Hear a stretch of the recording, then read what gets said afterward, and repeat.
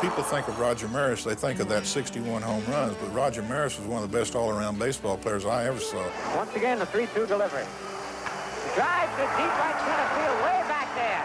And this ball is caught one-handed by Maris, leaning over the railing. You got Ford, bases loaded, and nobody out, okay? You were in trouble. That's how tough he was. Whitey ready again. The pitch is strike three swinging. Whitey struck him out. Struck out two men here in the ninth inning to win the ball game. But I don't care, it was 154, 162 games. This man hit more home runs than anybody in baseball in 1 year. Here's the windup. Fastball hits deep to right. It could be it. Way back there.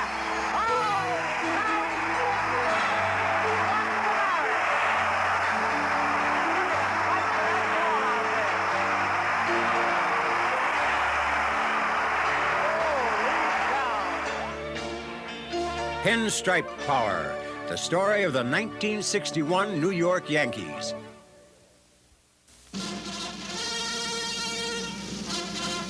I, John Fitzgerald Kennedy, do solemnly swear that you will faithfully execute the office of President of the United States. that I will faithfully execute the office of President of the United States. With the inauguration of John F. Kennedy in January of 1961, Americans had a young, vigorous leader to guide them at the beginning of a new era. At Kennedy's urging, the space age took off in earnest, while other aspects of new American technology were becoming apparent almost everywhere people cared to look.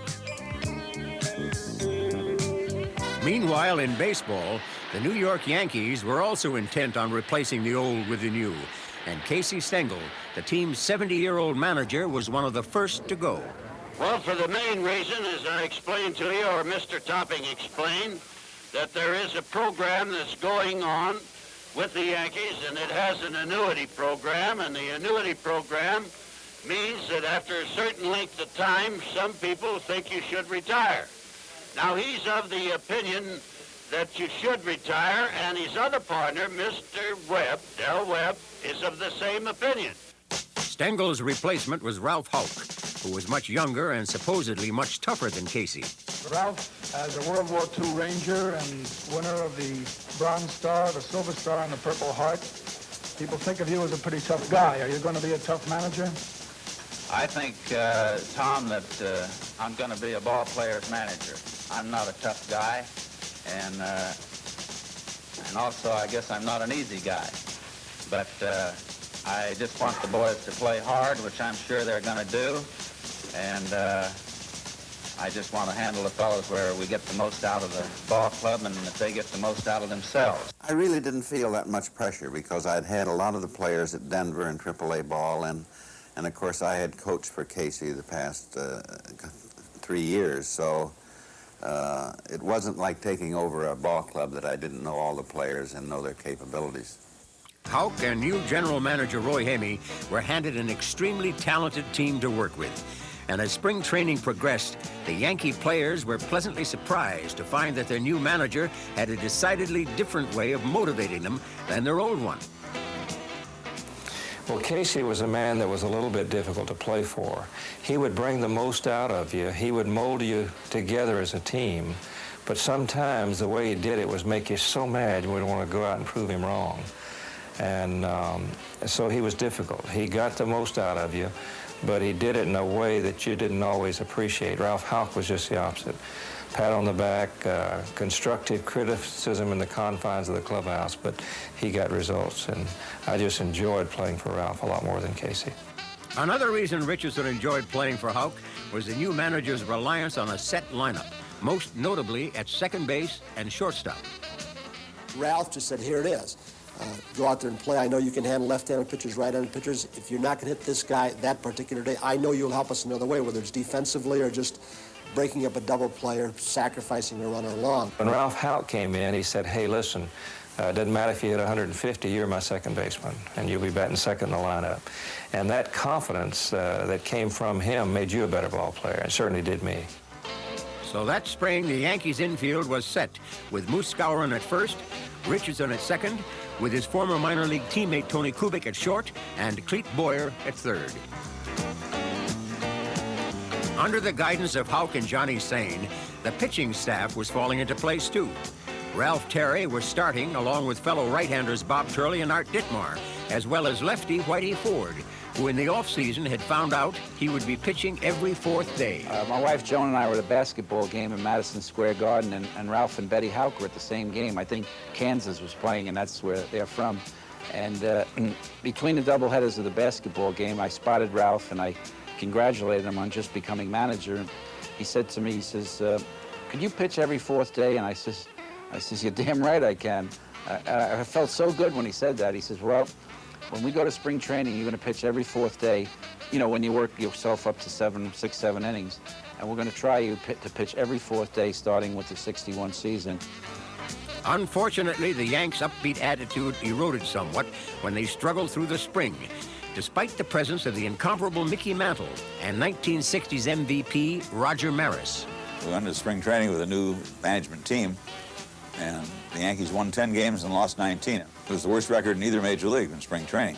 And Ralph Houck kept assuring a very nervous Roy Hamey that he would, once the season started, don't worry, this is a great team, and we'll start playing ball for you. Although he didn't know it yet, Houck would, of course, turn out to be correct, as his Yankees were about to begin their greatest year of all.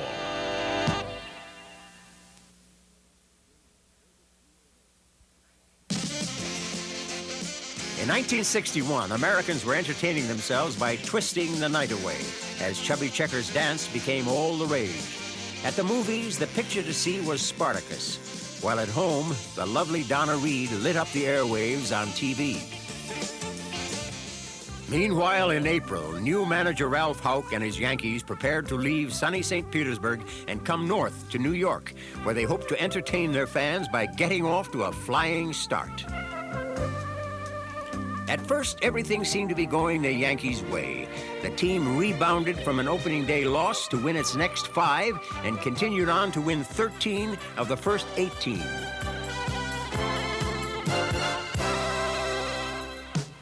But the Yankees then slumped and lost 7 of the next 11. So despite their apparent abundance of talent, the Yankees' record stood at a decidedly mediocre 17-15 through the first 32 games, with the team in 3rd place, 5.5 games behind the league-leading Detroit Tigers. But not all the Yankees got off to a bad start. Mickey Mantle, for instance, began the season with a flourish under his new manager. The Mick hit 9 home runs in his first 18 games, thus becoming just about the only Yankee with any positive early season statistics. The team didn't start like people thought. The team didn't start off very well in April and May. If not for Mickey in April carrying the team with his home run bat, taking the pressure off Ralph Houck and the rest of the team, we could have been in big trouble. Roger Maris was perhaps the most notable of the slumping Yankees, especially since his first home run didn't come until the 26th of April. After that, however, Roger reoriented himself to his home run trot by hitting 10 in May, including one game when he and 2 other teammates each hit 2 homers apiece. Meanwhile, on the mound, Whitey Ford was busy proving Ralph Houck a prophet. Whitey did indeed thrive on pitching every 4th day, and his early record of 6-2 showed just how good he could be. It's really interesting to be a second baseman where you can see all the signs. And Whitey was one of the few pitchers that called his own ball game. The catches would go through the motions of giving signs, but on most occasions, Whitey would actually give the signals himself. And it was just interesting to see him set hitters up. I used to say to Whitey a lot of times, I'd say, how come you never shake a guy off? He'd say, it doesn't make any difference to me what you call. He said, if I got my stuff, he said, they ain't gonna hit, they won't hit it anyway. To me, he never beat himself, He's always got the ball around the plate. He'd pitch a game in 2 hours was a long game for him, and it makes guys like to play, So he would be my pitcher. Out of everybody I've ever seen, he would be the guy I'd like to have start. One of the reasons Ford was able to win with such regularity was the Yankees' defense, which at times went unnoticed. A lot of the people, even the years back, not only the 61 club, but definitely think of the Yankees as a great power baseball club and always the home run type ball club. But the 61 club, and I think a lot of the clubs before that, people overlooked their defense. Much of the success of that overlooked infield could be attributed to the closeness of the shortstop and the second baseman. Tony and I, first of all, we roomed together. We had a lot in common, but at the same time, respected each other, and I think he respected the way I gave him the ball. I certainly liked the way he gave me the ball. Warmed up together before the games. I think we really just got to know each other so well that we knew and anticipated the right throws, the speed would be there, and we could make the plays together. You know, Bobby really was the team leader in the infield, I think. He was the guy that played every day, played hurt. If he was in a slump or if he was hot, you didn't know it. He was like Whitey. You couldn't tell. They never had high spots or low spots, which was really good for a team. They just stayed on an even keel. But Bobby had as good a range as anybody in the game. Nobody was quicker on the double play than Bobby in the game, and nobody had the leadership qualities that were admired in the clubhouse. Kubek and Richardson was as good as anybody could ever be. Cletus Boyer, I think, was as good a fielder as Brooks Robinson, and I think Brooks Robinson was great. Time after time, the Yankees infield bailed out pitchers in trouble, and their 180 double plays during the year led the American League.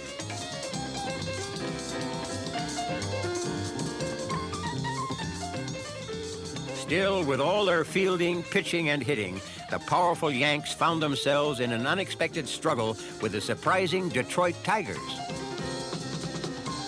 Even though the Yanks finished the month with 7 wins in their last 10 games, they still found themselves in third place, a game and a half behind the Cleveland Indians and 3.5 games behind the league-leading Tigers. While in the great home run race of 1961, Mantle led Maris by 2. As the 61 season heated up, so did world events. A CIA-backed force invaded the Bay of Pigs in an unsuccessful attempt to oust Cuban leader Fidel Castro.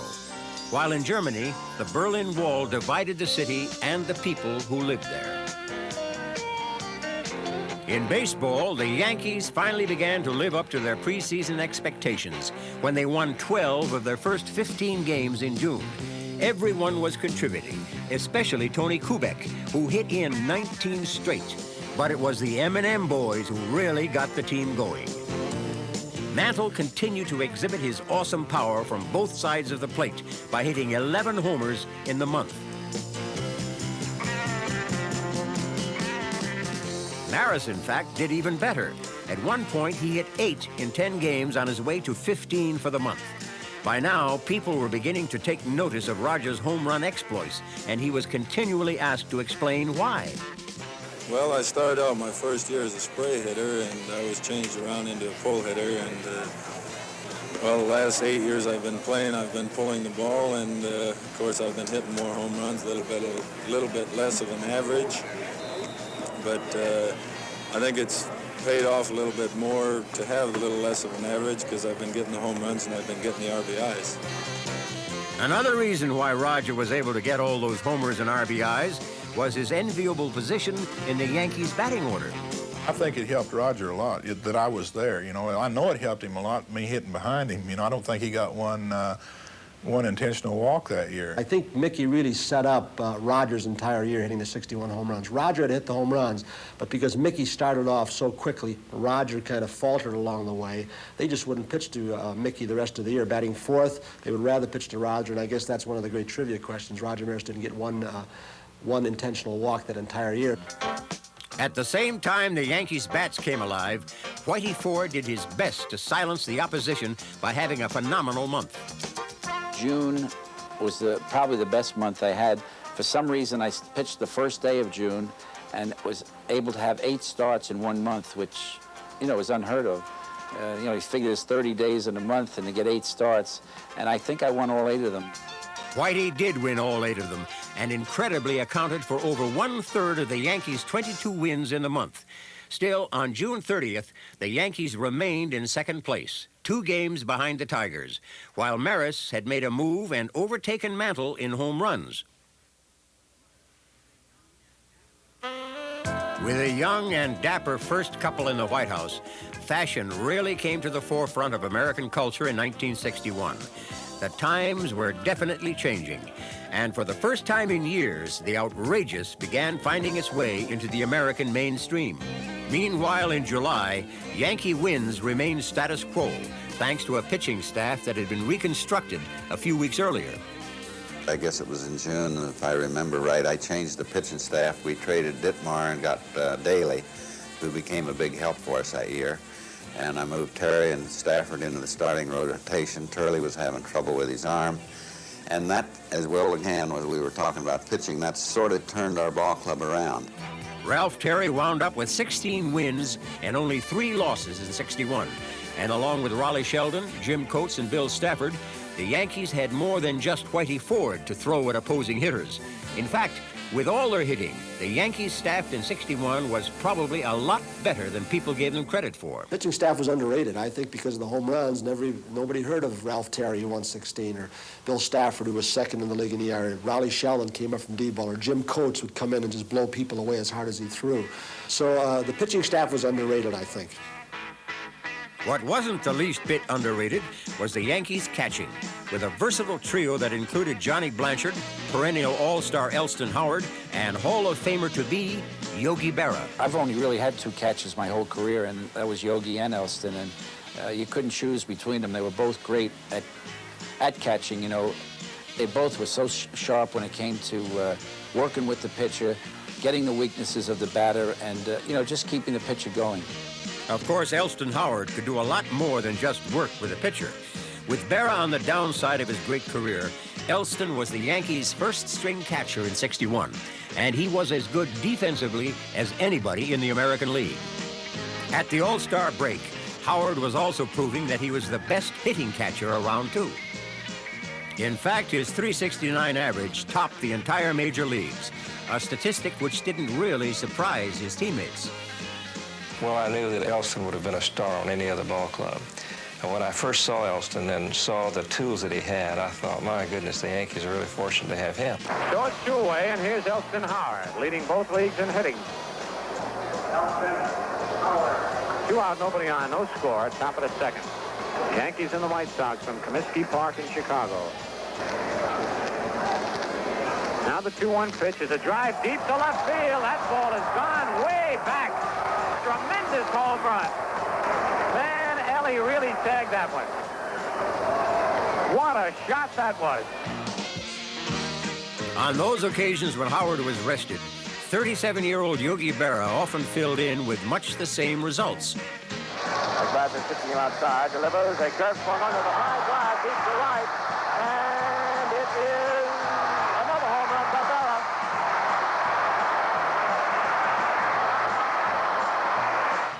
As a hitter, Yogi probably was, I think, the best clutch hitter that I saw. In a given situation, when you needed a hit and you needed an RBI, he was the guy you wanted up there. Didn't matter what his age was. Johnny Blanchard was the 3rd Yankee catcher in '61. And although all 3 played some games in the outfield when they weren't behind the plate, they'll be long remembered for a remarkable feat. Our catchers hit 60 home runs that year. Nobody knows that either, I don't think. Elston Howard hit over 20, Johnny Blanchard hit at 20 or more, and Yogi hit it over 20. They did get quite a bit of playing time in other than behind the plate. And I never forget one time that year we were playing against Hank Bauer, and he was trying to make changes to beat us, and I still had Blanchard on the bench, and I could have Howard.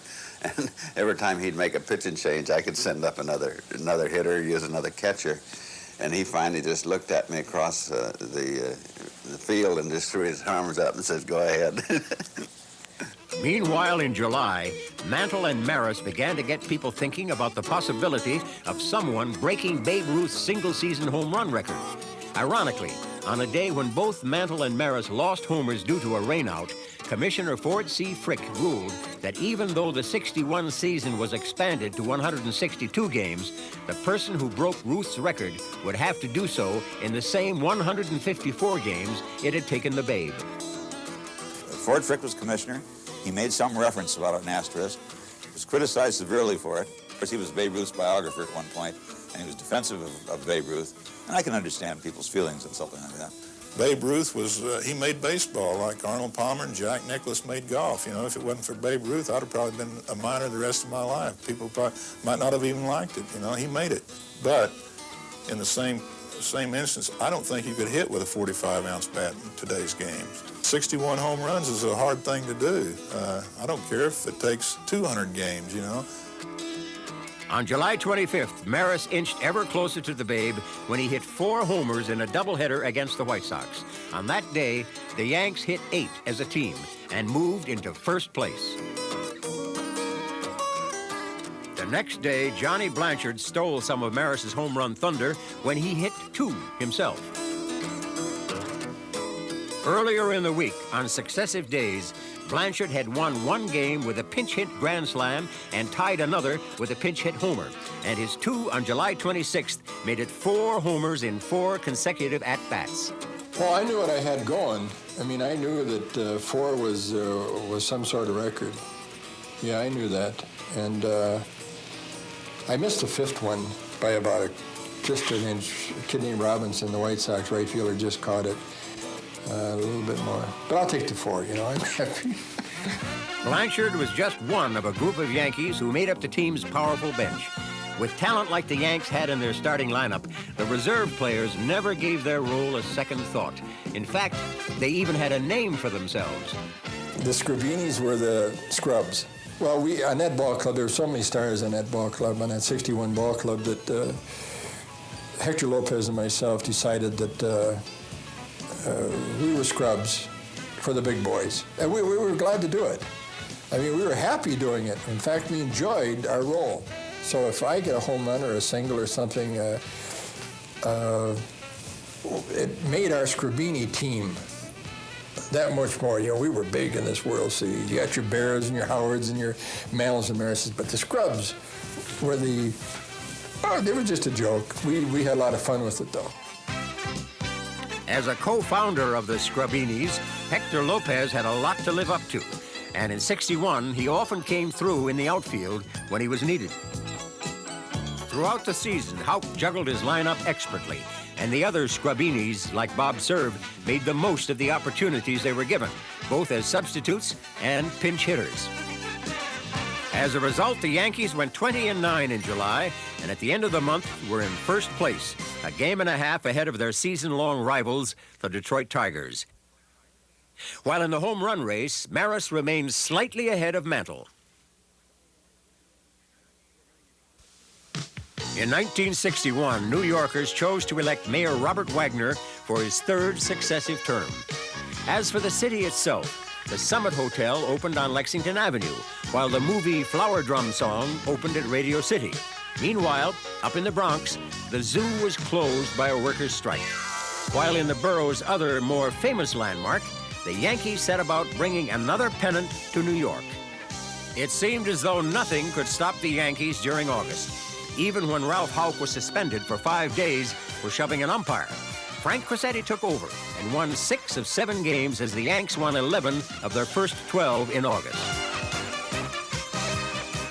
For some time now, it was also apparent that Whitey Ford was having his best year ever for the Yankees. In fact, it was now only a matter of time before Whitey would reach a personal milestone. I'd heard so much from the writers and people about, you know, you've never won 20. I'd won 19 a few times and 18 a lot. But I'd have to say that it was because I didn't get enough starts, really. My percentage was good, but when you get 32, 33 starts, it's kind of hard to win 20 games.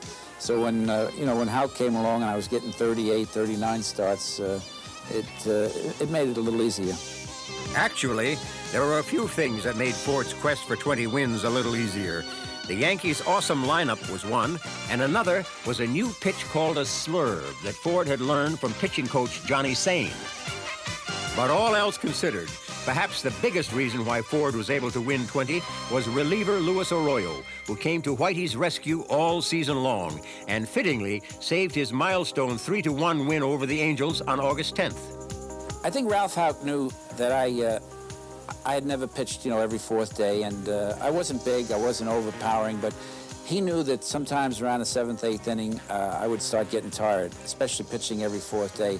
And if I had thrown a lot of pitches during a game and, you know, we were a couple of runs ahead, he'd bring in Louis. And in fact, if he'd finished a game that I had started and, you know, did well, which he almost always did, I'd be in the dressing room first, and I'd have 2 beers right over in Louis' locker, open and ready for him to sit down, and we'd talk about the game. We had Arroyo that year to come in from the bullpen and finish ball games, and I've always said and still feel that an outstanding short man in the bullpen that can just close a game out is more important than a 20-game winner. The following winter, I got an award from the New York baseball writers. I guess it was the Babe Ruth Award that you win for the most valuable player in the World Series. And when I accepted it at the Waldorf Astoria, I told the baseball writers, I said, you should have another one written in Spanish for Louis, because yeah, he was the reason I'm getting this award, the great job he did in our bullpen in 1961.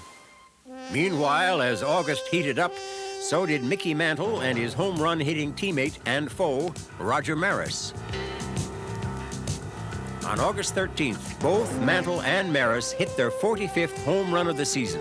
And by now, rumors were circulating that although the two were close in the home run race, they weren't very close to each other. That year, there was a lot written about me and Roger not liking each other, and that's the farthest thing from the truth that it could ever be. I don't think we ever had an argument. We appreciated each other. I know I did. There was no rivalry. It was mythical. I guess because Ruth and Garrick supposedly didn't shake hands after one or the other hit a home run. They figured, hey, the analogy's there.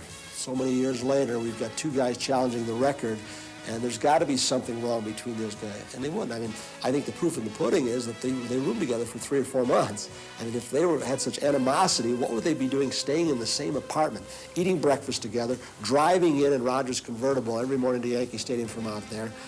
It wasn't there, and everybody on the team knew it. It was a mythical thing that somebody contrived, almost like a media event, and there was no rivalry. There was no dislike, no distaste for each other. They loved each other, not just as ball players, but as human beings, and I think people forgot that. Mantle and Maris weren't the only Yankees affected by their chase of the Babe. The situation touched on the entire team, and despite the fact that both were their teammates, many of the Yankees definitely had a favorite. I know that all of the fellas at that time, and this is certainly not a put down on Roger, but they were pulling for Mickey to win the home runs championship. Maybe because they were trying to break Babe Ruth's home run record, and he was a great Yankee, and they thought Mickey should be the appropriate one to do that. So you got to remember, Mick had been there like 10 years prior to Roger coming over to New York, and he was the favorite. He was Mr. Yankee and so on, and I think maybe the ball club as a whole probably felt Mickey might have deserved it more so. Whoever deserved it more, one thing was becoming clear. In late August, both were well ahead of Ruth's pace, and people really began to believe that at least one had a chance to top the Babe. Casey, do you think that Maris or Mantle will beat Ruth's record? I don't see why they haven't a great chance. Mantle was one of the few ball players that I ever had that could hit 50 home runs. He did that in 56. Just think of it. He hit 51 home runs. What's the difference now that it's 61, that he can't do it again, or that he can't add 12 more? He's ahead of the record. I thought he'd hit 55 the same year, but he hit 51. So he's got a great chance. Why shouldn't Maris? Sparks built for him. He's a great ball player coming up, 26 years of age. He's got a great chance to hit it. He's a terrific player, and that's all there is to it. Both of them are so amazing and good that why shouldn't I believe they could do it? Because they did so many things for me the last season that I had them with the Yankees, or the many years the Mantle played for me. By now, home run fever was sweeping the nation, and the Yanks were playing to capacity crowds wherever they went. In Los Angeles, Maris rewarded one such sellout crowd by hitting his 50th home run on August 22nd to become the first player in the history of the game to reach that plateau before the 1st of September. Still, the troublesome Tigers remained right on the Yanks' heels, just a game and a half behind, while Maris had taken a short lead over Mantle in their home run race. I have today signed an executive order providing for the establishment of a Peace Corps on a temporary pilot basis. The formation of the Peace Corps was just one of the many firsts in 1961. For instance, seat belts first became optional equipment in some cars, while in offices around the country, the IBM Selectric typewriter was first introduced. In the air, full-length motion pictures were shown on board airplanes for the first time, while on the ground, the first-place Yankees readied themselves for a September showdown with the second-place Detroit Tigers. On September 1st, a crowd of over 65,000 saw Moose Skowron come through in the clutch. With the score tied at 0 in the bottom of the ninth, the Yanks had Elston Howard on third and Yogi Berra on first with nobody out. Skowron promptly singled to left, and the Yanks had a 1-0 win. Not only did the victory give them a 2.5-game lead over the Tigers, it was also relief ace Luis Arroyo's 10th consecutive win. The next afternoon, Roger Maris was the hero as the Yankees battled back from an early 2-0 deficit. Tigers 2, Yankees 2, 6th inning. There it is. A long drive to deep right field, and the ball is gone. Number 52. Later in the game, with the Yankees comfortably ahead, Maris hit another. There goes Tony, and there's a high drive to deep right. Martin going back, and the ball is going, gone. Number 53. Maris's 2 homers helped the Yanks increase their lead to 3 1/2 games with a 7-2 win. But the Tigers threatened to regain a game the next day until Mickey Mantle came through in the ninth. Mantle, who homered in the first inning, struck out twice since, coming up. Swung on as a high drive to deep right field. Look out now, Kaline, he is not going to play the home run. Number 50. Mantle's dramatic homer tied the game, and shortly thereafter, Elston Howard came up with a chance to win it. Throw with 2 away. Ellie's up. 5 all, 9th inning. Swung on, there's a high drive to left. Colavito going back, and the ball is going, gone. The ball is over. Elston Howard belted it into the left field stands for a 3-run home run, and the ball game is over. When we finally won the pennant was when we beat the Tigers in Yankee Stadium there late in the year. And we won all those games by 1 or 2 runs, and that sort of turned the thing around. And then Detroit went into Baltimore and got beat, and we kept winning, and that's when it happened.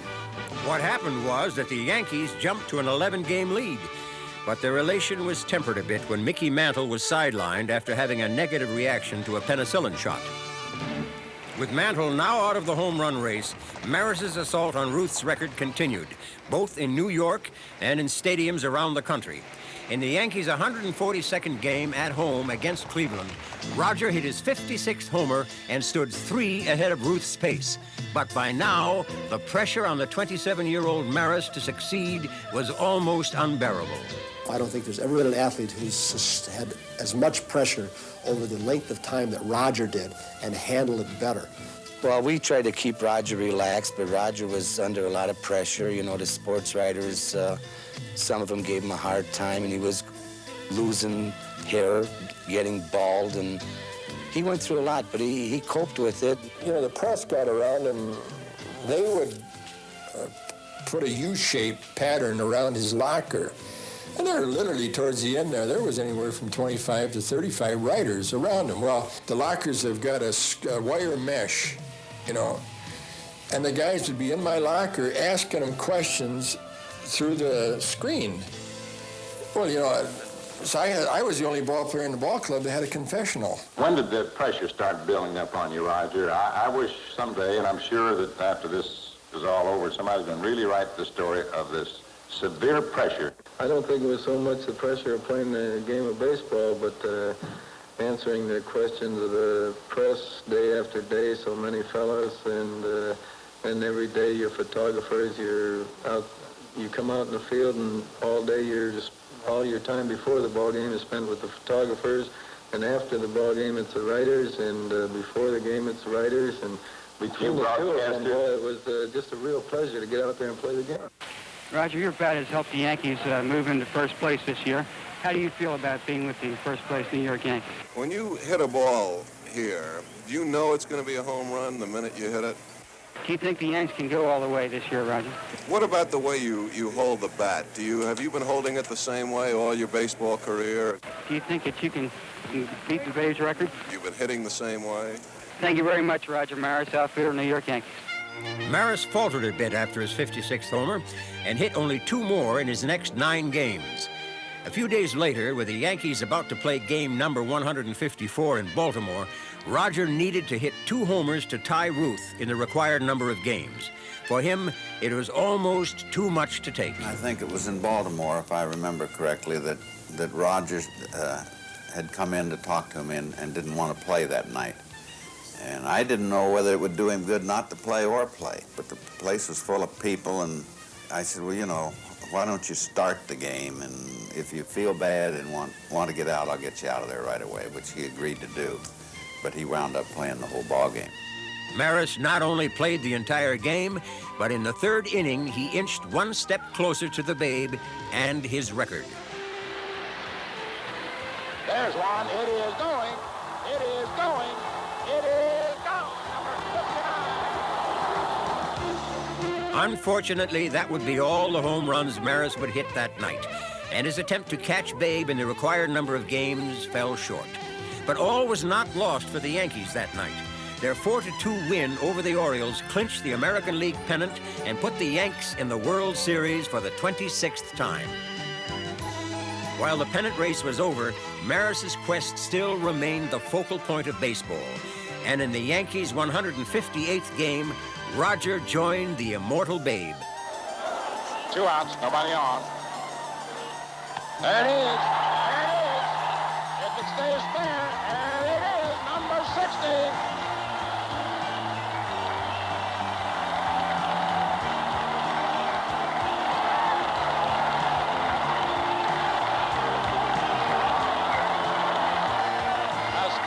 Ovation for Roger Maris, who got number 60. And they found him out of the dugout. This is most unusual. They are asking him to come out of the dugout. Now this is something. They are standing and asking Roger to come out. Come out, Roger. How about that? Come out of there.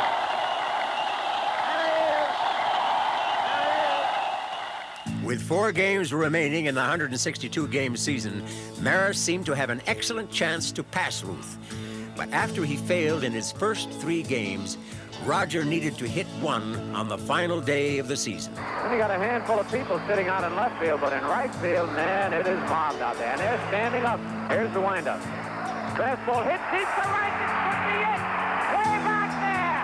Holy cow.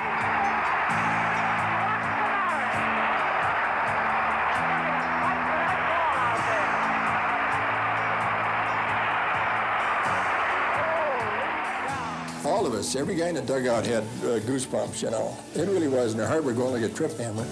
And because it was probably the most exciting thing that's happened.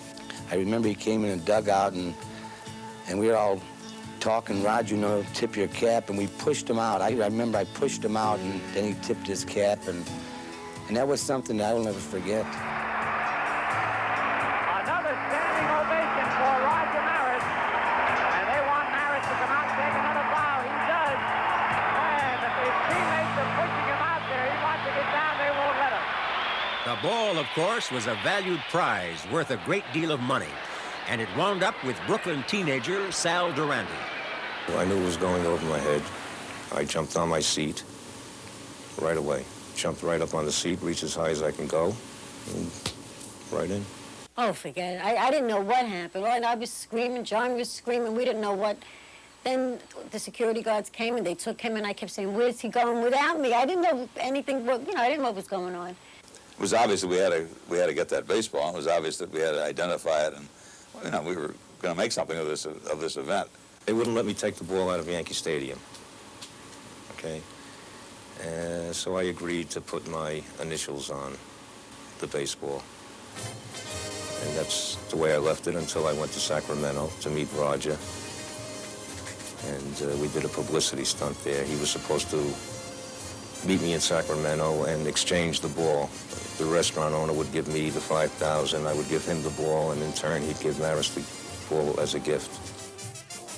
The restaurant owner was Sam Gordon of Sacramento, California, who not only received a great deal of publicity, but was named that city's Man of the Year. And I'm going to present this ball to you, Roger. I'm making you a gift of this ball for you to do with it as you see fit, for your own personal memoirs or to put in the Hall of Fame. Thank you very much, sir. It's a pleasure. Maris got the ball and Durante got his money, along with some sage advice from the people who presented it to him. Are you going to let the money go to your head? And I said, no, it's going into the bank. It has to be the happiest day of my life. Of course, it must have been the happiest time of Maris's life, too. The day he became baseball's single-season home run leader. So when the 61 regular season was over, the Yankees had won an amazing 109 to outdistance the Tigers, while Mantle fell 7 homers short of Maris's mark. With the space age in full flight, Americans looked to the sky in 1961 and watched in amazement as our countrymen went higher, farther, and faster than ever before. The new technology in 1961 also brought us a car that was capable of driving through water as well as on land, and an astronaut named Alan Shepard who was capable of being sent into space. Meanwhile, Yankee fans were saluting a team which they felt was capable of winning the World Series against the Cincinnati Reds. Unfortunately, Mickey Mantle's infected hip was still troubling him, and the rest of the Yankees knew they would probably have to go into the series without their best player. But the Yankees were still loaded with talented players, and in Game 1, with Joe DiMaggio throwing out the first ball, Whitey Ford showed the Reds just how good he had been throughout the season and his career. Ford had finished the year with an incredible record of 25-4, and on this day, he once again got the kind of help he'd come to expect from his infield. Clete Boyer really stood out as he made one amazing play after another. Throw to Garnet now. He hit a ball that Boyer stopped.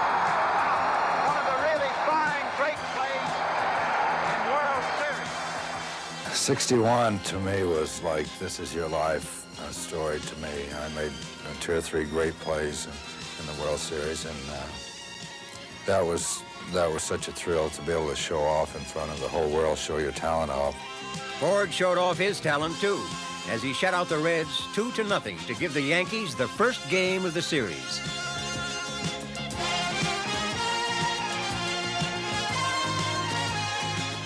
But the next day, the Reds came back to win 6-2, and the series shifted to Cincinnati's antiquated Crosley Field, tied at 1 game apiece. The Reds were playing the Yankees much tougher than anyone in New York had expected.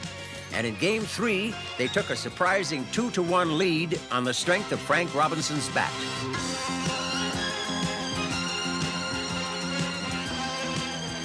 But the Yankees tied the game on a Johnny Blanchard pinch hit homer in the top of the 8th. And then Roger Maris came to bat in the 9th, having gone 0 for 10 in the series.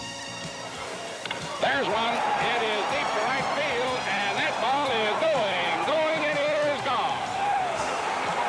Roger Maris gets his first hit of the series, and you can tell that left the bat and it was gone. And the Yankees lead 3-2.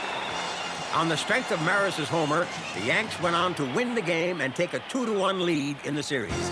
Then, the next day, the Yankees once again sent their master to the mound. And as he had done in the first game, Whitey Ford started out by blanking the Reds. Through 5 innings, Whitey kept Cincinnati off the scoreboard as the Yanks took a slim lead. But even more importantly, Ford's 5 shutout innings extended his string to a phenomenal 32 shutout innings in World Series play.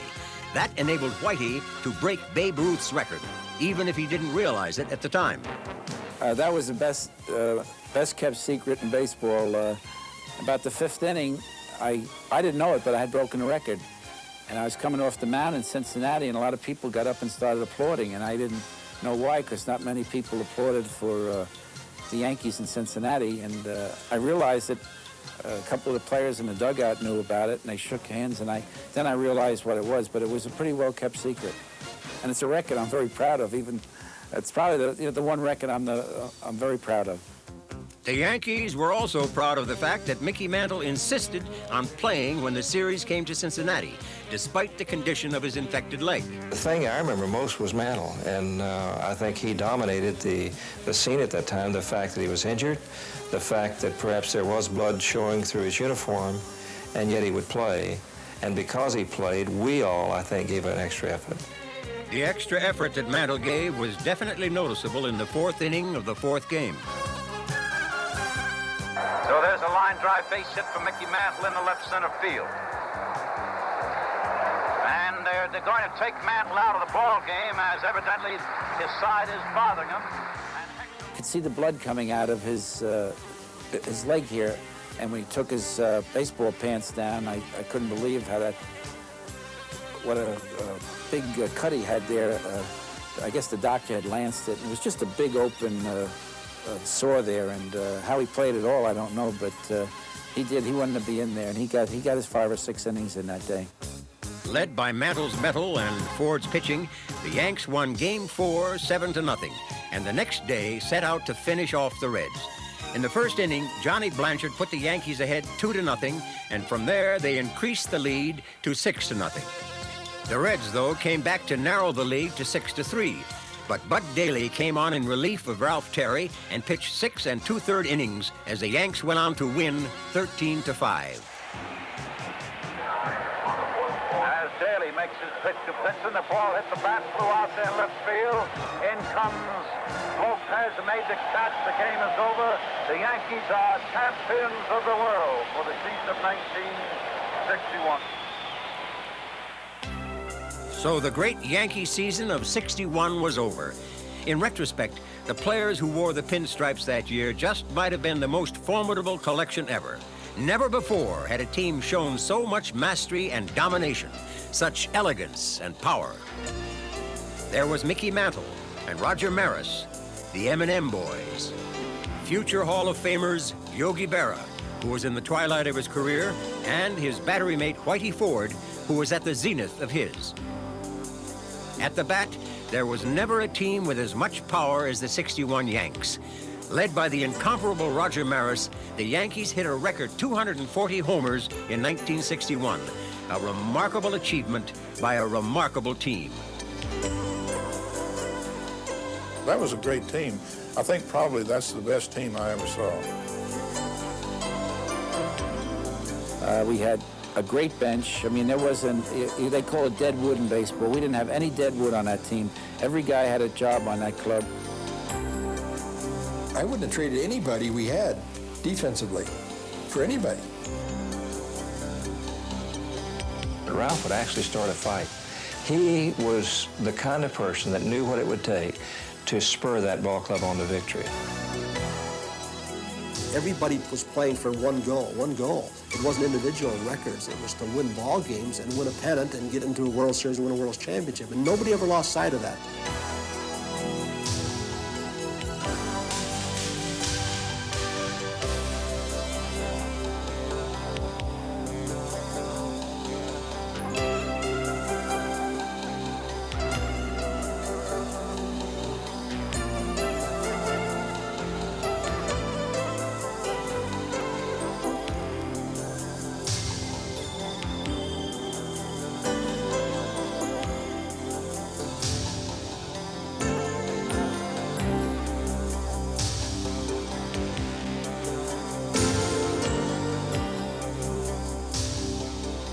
Well, the whole club had a great year, let's face it. They made it easy for me.